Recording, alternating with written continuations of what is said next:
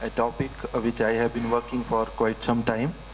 And since I'm the last speaker and we have discussed different aspects of CPEC, so I have an advantage of ignoring the context. So I'll go directly to the specific. I'll talk about the security concerns, security of Chinese assets and nationals in Pakistan, and presence of Chinese private security companies. So in his report to the recently concluded 20th Party Congress, Xi Jinping stated that we will strengthen our capacity to ensure overseas security and protect the lawful rights and interests of Chinese citizens and legal entities overseas. And this is not first time that Xi Jinping has talked about. In 2018, in his inaugural speech at the Central National Security Commission, he had stated similar concerns.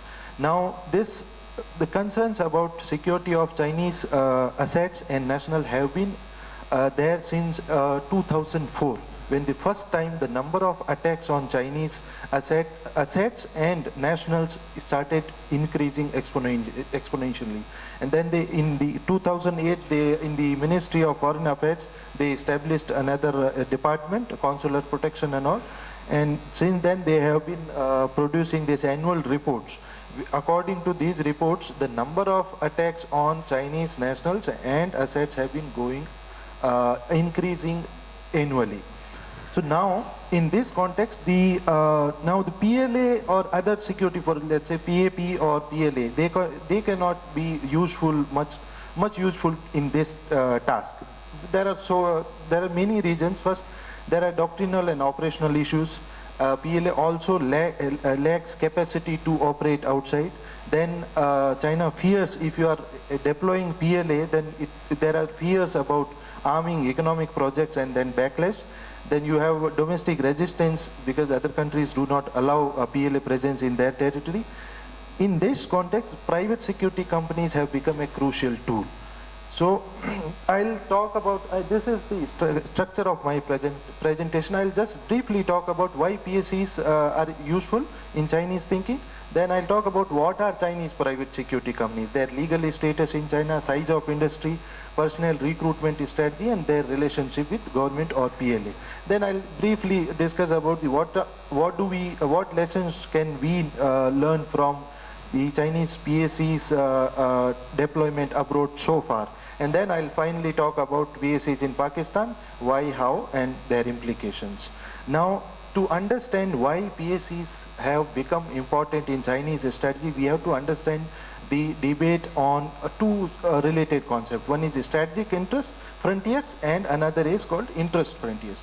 So conventionally, PLA has been hesitant for so many reasons. I have talked about I have mentioned doctrinal and operational issues, lack of capabilities. They did not want to go beyond the strategic frontier, which is the territorial limits of China.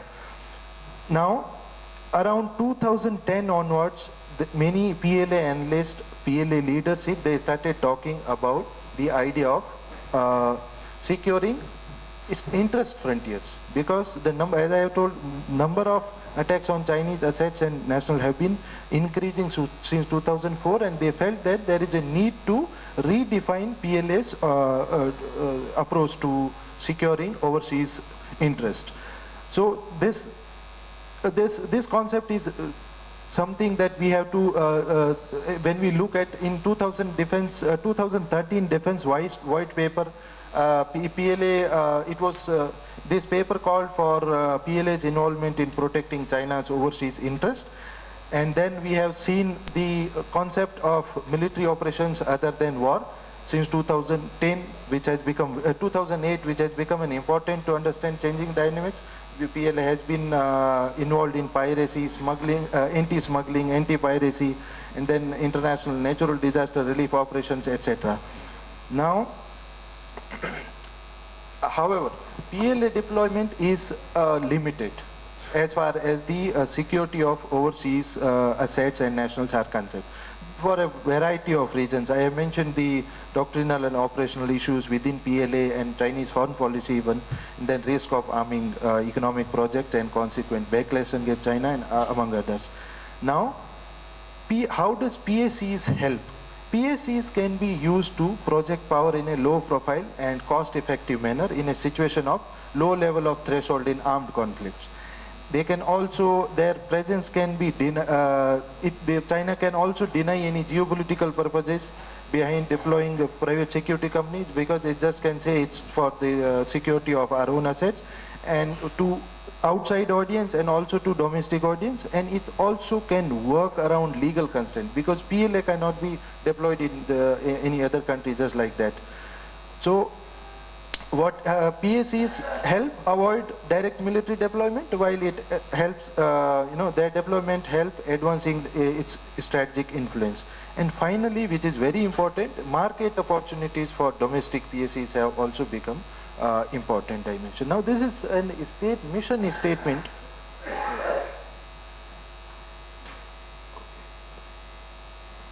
Oh, sorry.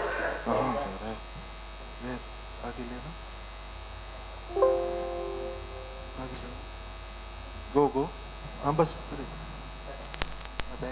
Company. If you read it, it states that, under the leadership of relevant State Department and China Insurance Association, the company has confidence in the future and will to focus on China and Asia while providing domestic security services along the Belt and Road track. We will carry out global layout and strive to achieve wherever overseas Chinese funded enterprises go.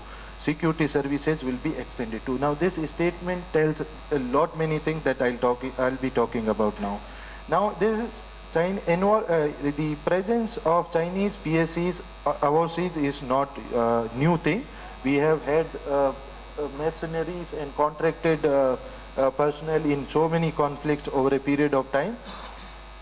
Now, what are these Chinese security companies? Now, there's one difference that the existing studies have made is between private military companies and private security companies.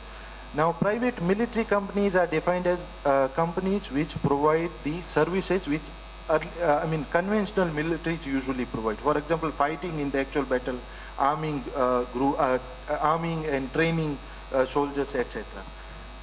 But on the other hand, private security companies do not involve in direct combat, and they do not provide provide services which are provided by the conventional militaries.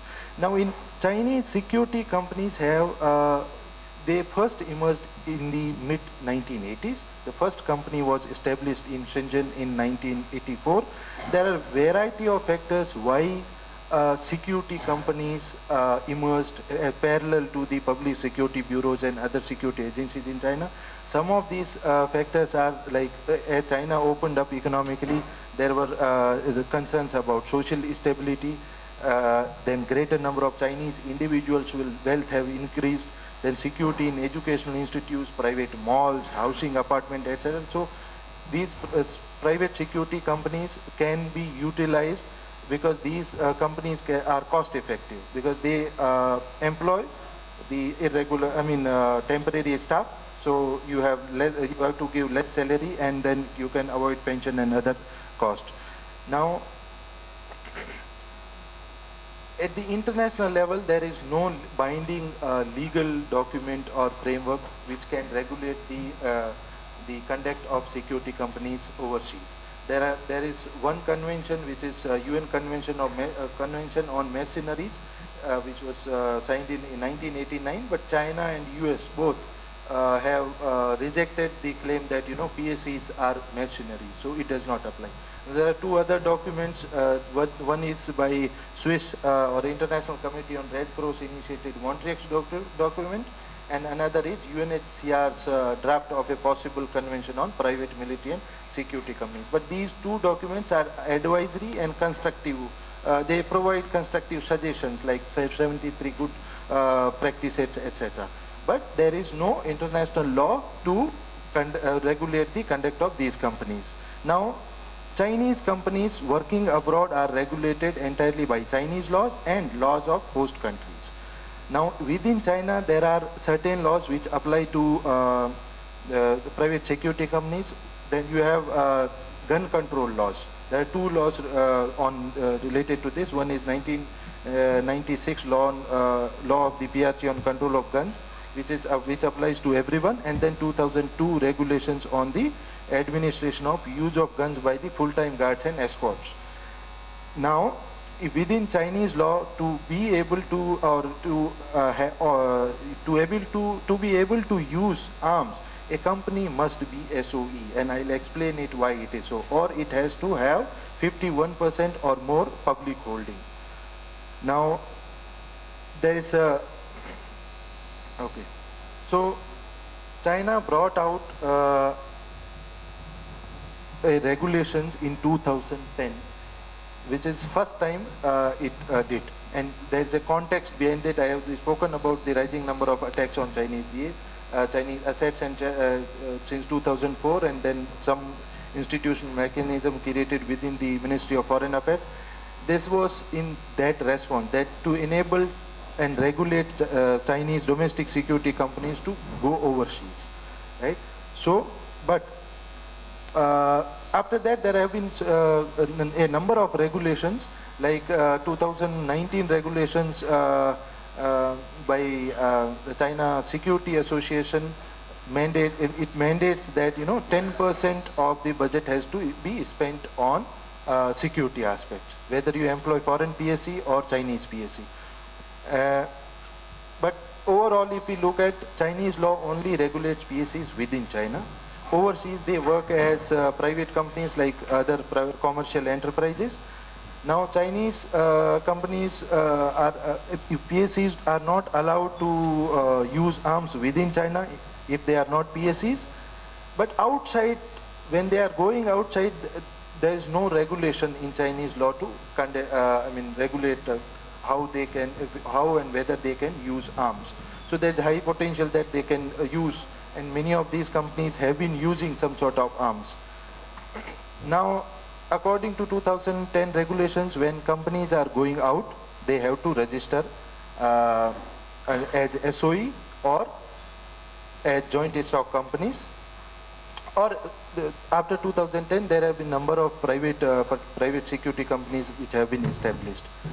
Now, to overcome these restrictions on using arms within Chinese laws, usually these private security companies adopt two techniques. One is to register in a foreign country where there are weak laws on gun control, and or establish a joint venture with foreign PSC. Now, in last few years, China has also been talking about creating legal obligations on part of Chinese state to provide security for Chinese nationals and assets. Now, can you please okay. So there are two laws. There's Article 33 of National Security Law, and then Article 68 of the National Defense Law 2022. They talk about legal obligations on part of Chinese state to protect these. Now, in terms of size of industry and personnel recruitment, there is, as of 2020 data, there are some 13,000 PSCs in China. But they mostly work within China. There are only 30 to 40 Chinese PSCs which are working overseas.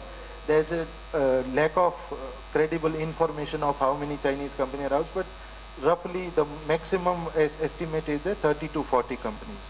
And then they deploy around more than 6.4 million personnel, and the industry size is estimated to be around 35 billion, and it is supposed to increase by more than 100 this thing. Now, in terms of recruitment pattern, more domestic security companies mostly recruit fresh people who are not from security company. They can be graduates from university or depending upon the skills and requirement. But foreign PSCs employ basically PLA veterans or special forces veterans, or retired senior officers from public security bureaus. Now, relationship with the government, it is very important aspect. Prior to the 2010 regulations, most of all these security companies were created by either public security bureaus or municipal governments, and they have been doing, they provide what they call auxiliary services, from crime detection and prevention to, guarding malls and other stuff. Now, 2000, as I already talked about, most of PSCs had to, now when this regulation came in, then you have to go out, so they, most of these PSCs either became joint stock companies or SOEs, and they were registered, they have registered with SASAC, which is Administration for State-Owned Companies. Now, another link between the party and these companies is that every commercial, whether it is a private organization or SOE or these companies, they have to have party committees within that, and that works as a link between the government and party. Now, I'll tell you, just to explain this link after 2010 regulation, I'll just tell a story about one company, a typical case. I take it as a typical case. I talk about the Santung Huawei Security Group, which was established by the Chufu Public Security Bureau in Santung in 1993. After 2010 regulation, it became a joint enterprise. Then it expanded its business within China, and then it started going out. It was the first company which went global. Then after doing so, it has established joint ventures with a South African company in Johannesburg in 2014. Then joint venture with a Russian company called National Technology Group. They have established Good Guard company, a joint venture in Moscow in 2016. And then this company has also established partnership with US PSCs from US, Russia, Singapore for exchange of expertise, cooperation for a variety of regions. For example, Chinese, I'll just talk about these aspects in a while. Now, what do we know, what lessons can we learn from the past deployment of PSCs, Chinese PSCs abroad? So as I just mentioned, there are only 30 to 40 PSCs working abroad. Most of them are concentrated in Africa, then Middle East, Iraq and Turkey, South Asia, Pakistan, Afghanistan, Myanmar, and some of them are in Sri Lanka. Then Central Asian countries and Southeast Asia, Cambodia, Myanmar and Thailand are three major countries. Now, when we look at the way, what kind of role PSCs play in Chinese strategy, we have one recent example of China-Iran deal where it is reported or is speculated that there is a clause where Chinese PSC personnel will also be deployed in Iran. Now, these Chinese PSCs are basically young. It's been just 10 years, they first started going out. They lack experience. They also lack personnel with experience in combat or working abroad. So they, as I have talked about the partnership with foreign PSCs, so they try to make up for these problems like this. And another thing is, most of these PSCs, different PSCs are establishing strong, hold in different aspects. For example, Gengit Security Company, which was established in early 2000, it is now it specializes in training bodyguards. Huawei Security Company, it basically is involved in joint ventures with local PSCs and providing security. Then Huaxin Chong'an is expertise in maritime domain. Now I'll just go over it and to talk about Chinese PSCs in Pakistan. Chinese PSCs have been present in Pakistan even before BRI was launched or CPEC was launched. Before BRI CPEC was launched, they were basically part of these so-called research trips, because as they started going out, they started exploring opportunities to expand abroad. And there is no official acknowledgement of presence of Chinese PSCs due to political sensitivity of the issue. And hence we have CPEC, which is secured by Pak agencies and police. But in recent two incidents, Dasu bus attack in 2021 and Karachi attack have again, rekindled that, triggered those security concerns among the Chinese. And we have reports after reports, Chinese MSS asking Pakistan to allow Chinese companies. Now, Pakistani laws do not allow foreign companies to, foreign PSCs to work independently. And because there are PSCs in Pakistan also, but they are regulated by provincial laws. But there is a loophole which Chinese PSCs use, which is that foreign PSCs can enter into a joint venture with local PSCs, and most of Chinese security companies work through this group. Now I'll just explain this. Can you just go?